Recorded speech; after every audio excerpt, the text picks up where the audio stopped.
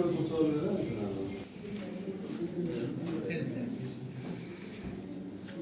అలా మీరు వస్తారా వెళ్తారా వచ్చాను ఒక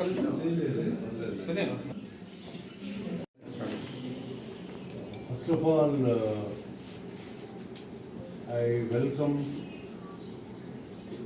Dr. Rawat, who came all the way for speaking to us about his research on gut microbiome and its importance in diagnostics and its possible methods of curing a lot of diseases, mainly the lifestyle diseases and other diseases, including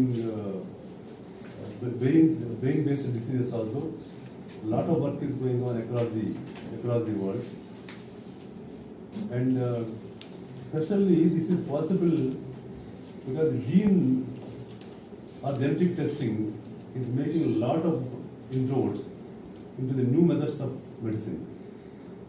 Earlier, medicine means we used to simply measure the temperature, and if somebody is coughing, some medicine is being given. But major diseases like cancer or cardiac arrest or other deadly diseases, there are no cures completely found so far. And whatever are there, it is only symptomatic treatments. And there is no cure for many of the diseases even today. For example, Parkinson's, autism, then Alzheimer's.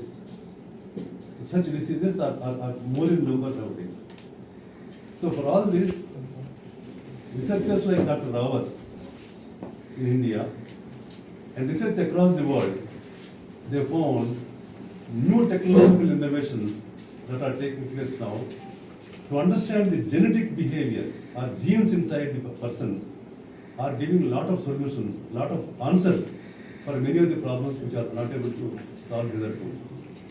So that's why today, based on the genetic testing, we are able to find out. All of you know now organ transplantation is possible. All of you also know organ transplantation cannot be between compatible people.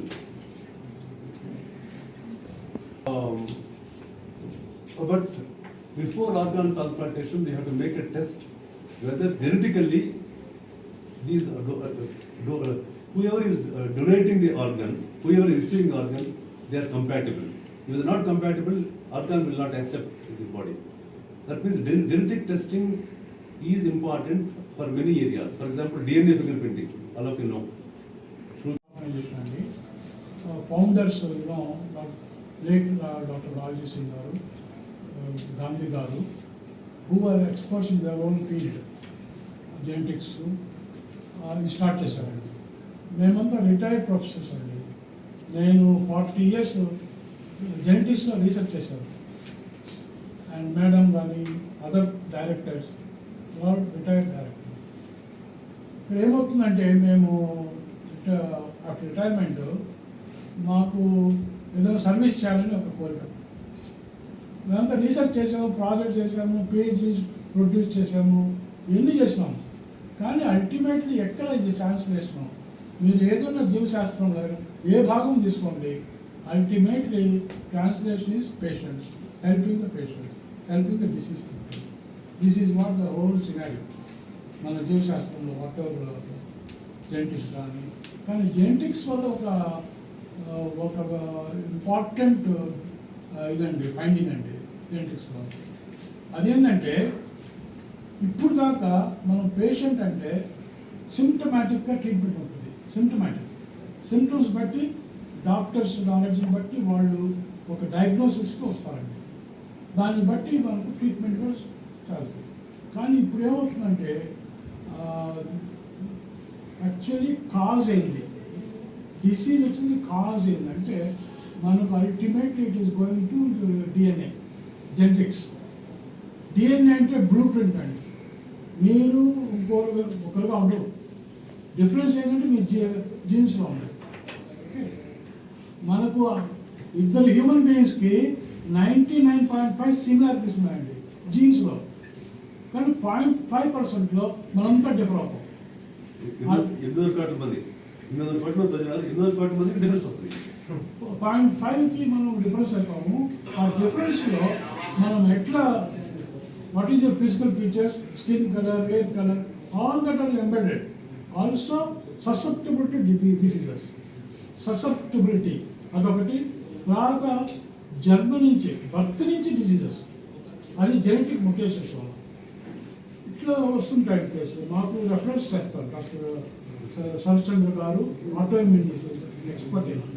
అట్లా మాకు clinical experts ఉన్నారు డెర్మటాలజీలో కానీ. వీళ్ళంతా మా understanding ఏంటంటే case వచ్చినప్పుడు ఆ కేసుని స్టడీ చేసి జెనెటిక్స్ ఏం ముటేషన్ ఉంది దీంట్లో అది కనుక్కొని డాక్టర్ గారికి చెప్పడం. మా రిపోర్టు డాక్టర్ గారు ఇచ్చేయడం అంతతో మా ఎండ్ కాదు. మేము దాని గురించి ఇంకా రీసెర్చ్.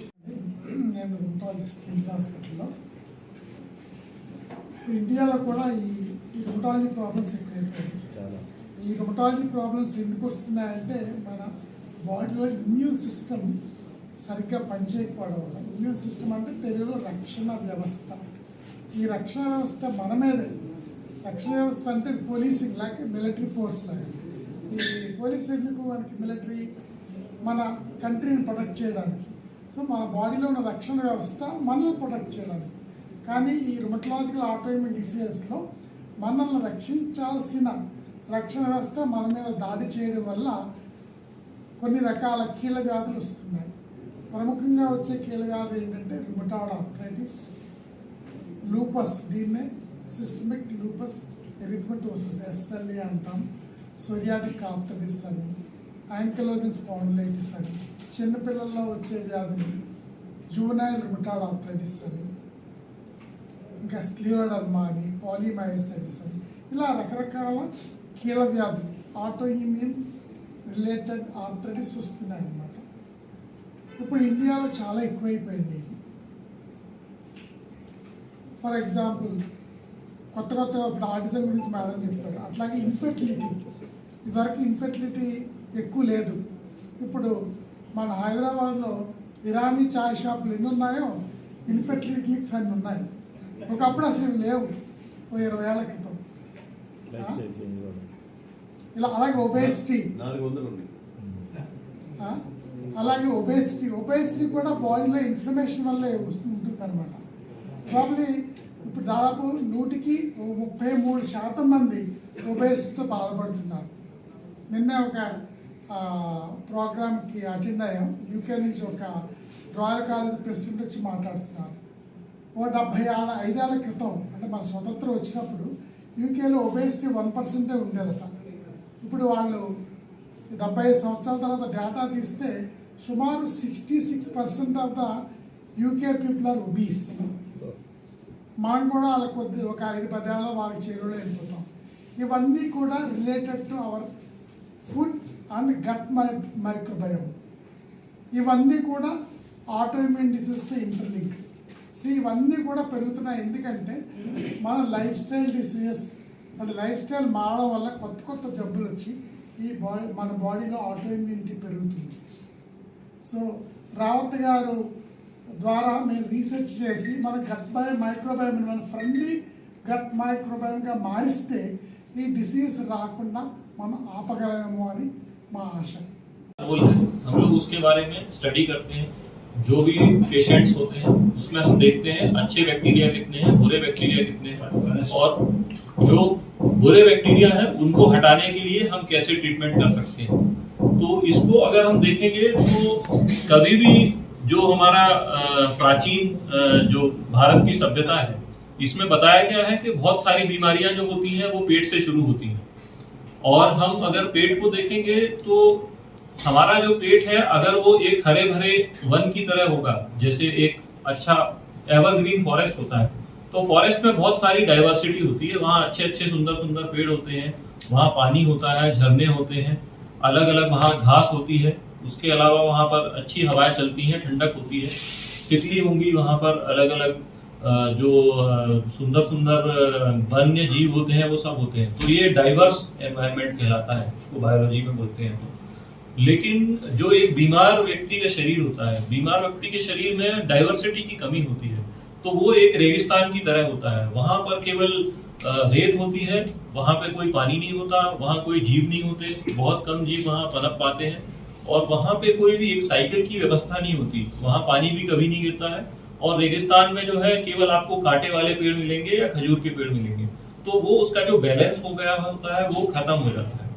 तो हम अगर अपनी बॉडी को देखें तो जो बीमार लोग होते हैं जिनको बहुत गंभीर बीमारियां हैं, अभी उसका जो जड़ है, जो रूट कॉज है, वो सामने आया है कि उसका जो माइक्रोबायोम गड़बड़ हो जाता है, जो उसका बैक्टीरिया की रिचनेस होती है, जो उसके तत्व होते हैं वो कम होने से प्रॉब्लम होती है। तो हम उसको लैब में देखते हैं उनके डीएनए के हिसाब से कि किस किस बैक्टीरिया की कमी है, कहाँ पे आपकी जो ये है रेगिस्तान में बदल गई है पूरी जो प्रकृति है, और उसको हम कैसे हरा भरा और एक सेल्फ डिपेंडेंट, एक आत्मनिर्भर तरीके से उसको, क्योंकि जो हेल्दी बॉडी होती है वो अपने लिए सब कुछ कर लेती है, विटामिन से लेके और ब्लड प्रेशर से लेके और शुगर सब कुछ बैलेंस रहता है, लेकिन जब इसमें गड़बड़ी आ जाती तो इम्बैलेंस हो जाता है, कभी शुगर बढ़ जाती है, कभी ब्लड प्रेशर बढ़ता है।